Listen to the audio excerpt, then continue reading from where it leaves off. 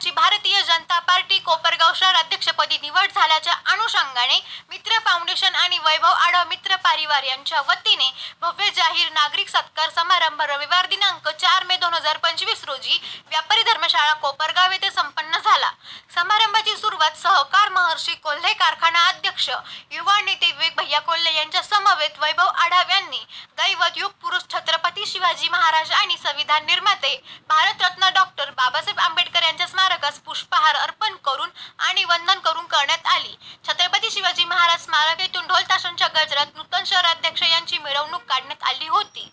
या प्रसंगी विवेक भैया कोल्हे म्हणाले की एक हक्काचा माणूस म्हणून तालुक्यात वैभव आढाव यांची ओळख निर्माण झालेली आहे। त्याचबरोबर वैभव आढाव म्हणाले की जनतेच्या सेवेसाठी मी काम करेल, प्रत्येक निष्ठावान कार्यकर्ता हाच कोपरगाव शहराचा अध्यक्ष झाला आहे, अशा भावना त्यांनी यावेळी व्यक्त केल्या। नितीनदादा कोल्हे म्हणाले की अतिशय योग्य वेळी वैभव आढाव यांना पक्षाने संधी दिली आहे। नेतृत्वाने टाकलेल्या विश्वासाला ते सार्थ न्याय देतील आणि समाज आणि परिसराची सेवा या संधीतून करतील। अतिशय निकटचे संबंध कोल्हे परिवार आणि आढाव परिवाराचे आहे, त्यामुळे वैभव आढाव यांना परिवारातील एक सदस्य या भावनेने आशीर्वाद आहे। या प्रसंगी संजीवनी शिक्षण संस्थेचे अध्यक्ष नितीनदादा कोल्हे, संजीवनी शिक्षण संस्थेचे विश्वस्त सुमितदादा कोल्हे, माजी गटनेते रवींद्र अण्णा पाठक, दिलीपराव दारुणकर, बाळासाहेब नरोडे, माजी शहराध्यक्ष DR काळे, माजी नगराध्यक्ष राजेंद्र सोनवणे, विजयराव आढाव, अष्टविनायक मित्र मंडळाचे अध्यक्ष माजी नगरसेवक संजय जगदाळे, राजमाता पतसंस्थेचे चेअरमन अशोक लकारे, बापू पवार, बबलू वाणी, विनोद राक्षे, संदीप देवकर, जनार्दन गायकवाड, संजय खरोटे, जितेंद्र रणशूर, अविनाश पाठक, साई नरोडे, रवींद्र दडियाल, बाळासाहेब देवकर, पत्रकार फकीरा टेके, अक्षय बोरा आदींसह माजी नगरसेवक, विविध पक्षांचे पदाधिकारी, व्यापारी, प्रतिष्ठित मान्यवर, मित्र फाउंडेशनचे सर्व सदस्य मोठ्या संख्येने उपस्थित होते। यावेळी भारतीय जनता पार्टीचे नव्याने नियुक्त शहर अध्यक्ष वैभव आढाव यांचा नागरिक सत्कार करण्यात आला आणि त्यांनी पुढील वाटचाली शुभेच्छा देण्यात आल्या। आभार मानतो, धन्यवाद देतो आणि त्याला सहकार्य करून त्याच्या ह्या कार्यकाळाला सोनेरी रूप जर द्यायचं असेल ते आपण सर्वजण स्वतः अध्यक्ष असल्याचं समजून त्याला सहकार्य करा, त्याच्याबरोबर त्याच्या पाठीशी उभी राहा आणि पार्टीचे कोल्हे परिवाराचे हात बळकट करा एवढीच मी आपल्याला विनंती करतो आणि पुन्हा एकदा आभार मानून त्याला शुभेच्छा चिंतितो आणि थांबतो। जय हिंद। कारण की अशी गोष्ट आहे की मी थोडंसं आता आपल्या सर्वांच्या मनातली भावना होती काही असो की एखाद्या व्यक्तीला त्या वेळेमध्येच त्याला संधी मिळाली पाहिजे। ती पाहण्याची आणि ओळखण्याची संधी ही कोणाचं काम असतं, हे नेतृत्व असतं आणि त्या दृष्टीने विवेक भाईने योग्य तो निर्णय घेतलेला आहे। मी प्रशांत त्यांचा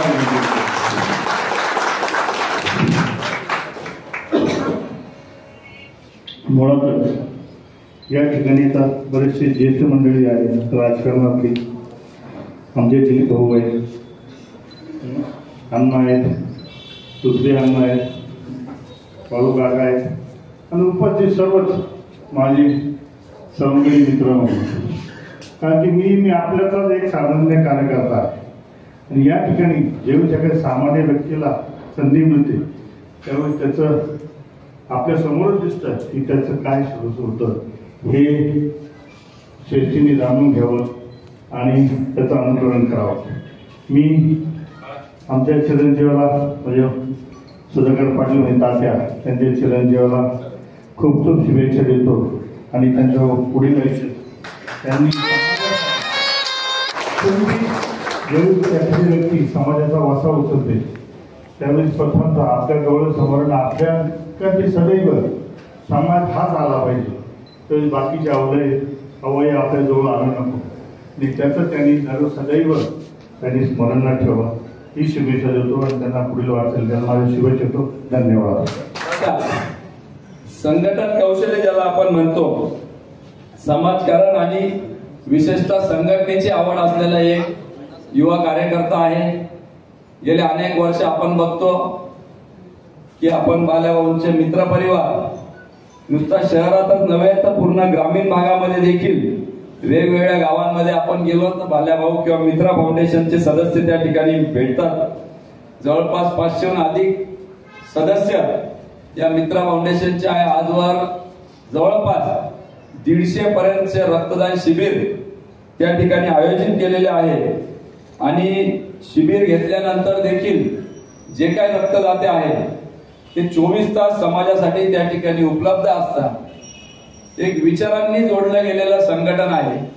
मित्रा फाउंडेशनचं कौतुक करावं तेवढं थोडं आहे।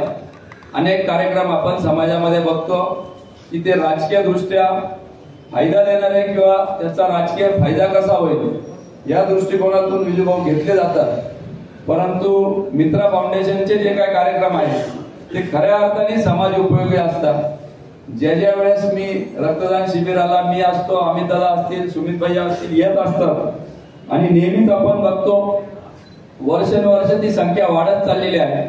जो रक्तदान करायला घाबरतो त्याला तर पहिलं धरून बसवतात, त्याच्याकडून रक्तदान करून घेतो। समाजाप्रती एक बांधिलकी, समाजाप्रती आपण काहीतरी देणं लागतो या भावनेतून गेल्या अनेक वर्षापासून वैभव आढाव असतील, त्यांचं मित्र फाउंडेशन असतील, त्यांचे मित्र परिवार असतील, वृक्षारोपण असेल, शालेय साहित्याचं वाटप असेल, गणेश उत्सव असेल, दहीहंडी असेल, वेगवेगळे उत्सव सामाजिक उपक्रमाच्या माध्यमातून साजरा करत असतात। क्रीडा स्पर्धा असेल, गुणवंतांचा सत्कार असेल, असे एक ना अनेक उपक्रम गेले काही वर्षात फाउंडेशननी त्या ठिकाणी घेतलेलं आहे। आणि म्हणून सर्व पक्षीय मित्र परिवार बाल्याभाऊचा त्या ठिकाणी लाभलेला आहे आणि एक हक्काचा माणूस म्हणून ओळख संबंध तालुक्यामध्ये वैभव आढाव यांची झालेली आहे। मला विशेष वाटतं आजचा कार्यक्रम हा सगळ्या मित्रांनी पुढाकार घेऊन करत आयोजित केलेला आहे आणि असे मित्र लाभणं याला सुद्धा नशीब लागतं। म्हणून मी सगळ्या मित्रा फाउंडेशनच्या सदस्यांचे देखील खूप खूप आभार व्यक्त करतो।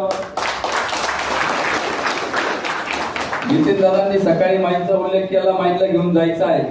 मी देखील लवकर निघाल्यामुळे माईंनी विचारलं कुठं निघाला, म्हटलं ते वैभव आढाव त्यांचा सत्कार आहे बाल्याभाऊ, त्याने कोण काय सांगावं माईंला। तेवढ्याच मी म्हटलं आहे बाजार तळ्यात नाही, म्हणजे सुधाकर आढावांचा कोण, म्हटलं त्यांचाच मुलगा म्हटलं। म्हणजे माईंपासून साहेब असतील, दादा असतील, अगदी कौटुंबिक सदस्य म्हणून त्या ठिकाणी बाल्याभाऊ, त्यांचा परिवार असेल, कोल्हे परिवाराशी कायम एकनिष्ठ राहिलेले परिवार आहे।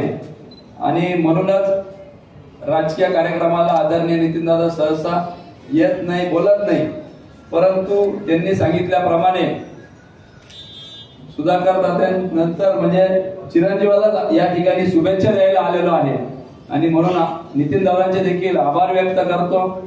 एक कुटुंबातील हक्काचा सदस्य या ठिकाणी आपल्याला अध्यक्ष म्हणून लाभलेला आहे, दिलेला आहे, म्हणून आपण देखील अध्यक्षांच्या हातून जास्तीत जास्त कामं समाज उपयोगी संघटनेचे कामं करून घ्याल हीच या निमित्ताने अपेक्षा आहे। बाल्याभाऊचा एक स्वभाव आहे, ते काही फारसं सांगत नाही, मागं लागत नाही। दिलीप भाऊ तुम्हाला मावळचे अध्यक्ष कुठे गेले? प्रथमतः मी छत्रपती शिवाजी महाराज, राजमाता जिजाऊ, भारतरत्न डॉक्टर बाबासाहेब आंबेडकर, महात्मा ज्योतिराव फुले, सावित्रीबाई फुले, अहिल्यादेवी होळकर, वंदनीय अण्णाभाऊ साठे यांना स्मरण करून मला आज कोपरगाव शहर भाजपाच्या अध्यक्षपदी जी संधी दिली त्या संधी खरी मला आपल्या माजी आमदार स्नेहलताताई कोल्हे, माननीय बिपिनदादा कोल्हे, आमचे नेते विवेक भैया कोल्हे, सुमितदादा कोल्हे यांच्या मार्गदर्शनाखाली मला ही काम करण्याची संधी मिळालेली आहे। पण मी तरी म्हणजे मला जी संधी मिळाली त्याचं मी कुठल्याही प्रकारचं राजकारण न करता हा मान मी जनतेच्या सेवेसाठी करणार आहे अशी माझी भावना आहे। आणि माझं थोडक्यात प्रत्येक निष्ठावान कार्यकर्ता आज कोपरगाव शहराचा अध्यक्ष झालेला आहे असं मी सर्वांच्या वतीने सांगतो। माझे 2 शब्द संपवतो। तुम्ही अध्यक्ष झाला पण आता तरुण युवकांना खऱ्या अर्थाने वाव मिळू शकेल? 100% तरुणांमध्ये कायम वावरायची सवय आहे।